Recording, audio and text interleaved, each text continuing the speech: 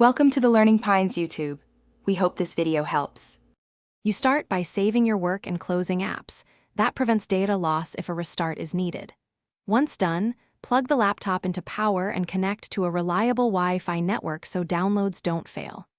Now open Start, type Settings, and go to Update and Security. You're here to check for updates immediately. This first step gets the system ready and shows pending updates so you can decide when to proceed. You click Check for Updates and let Windows enumerate available patches. Downloads begin automatically for critical items. Make sure to glance at optional updates and drivers. Install only what you need to avoid conflicts. Once downloads finish, click Install, or if you're busy, schedule the restart for off hours so productivity isn't interrupted.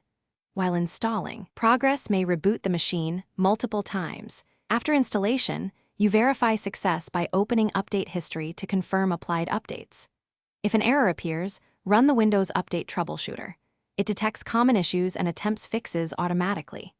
Make sure to reboot once more to clear any lingering locks, and if device drivers cause problems, roll back or update the specific driver. If the system won't boot or behaves badly, use System Restore or Safe Mode to undo the update and recover stability.